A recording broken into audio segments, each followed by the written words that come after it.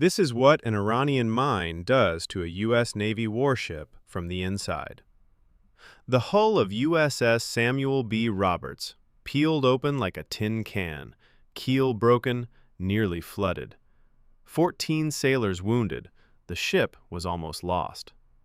These are the mines that did it, recovered from a captured Iranian mine-laying vessel. Iran had been seeding the Persian Gulf for months.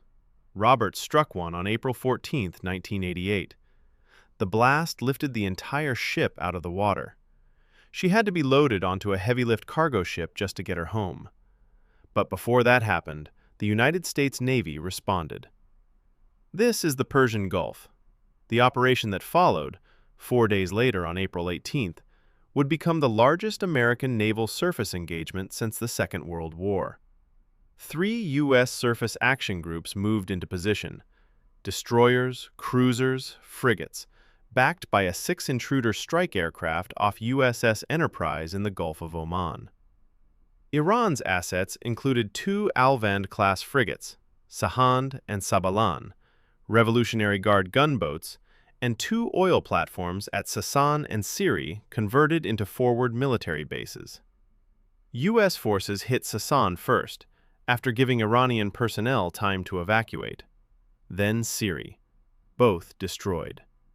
Marines raided the platforms before demolition, recovering intelligence equipment and military hardware used to coordinate attacks on neutral shipping.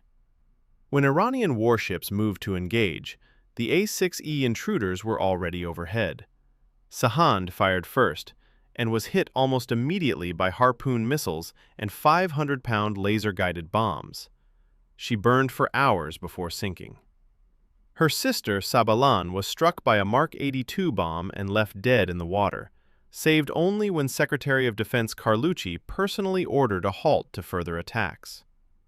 Several Iranian gunboats were also sunk.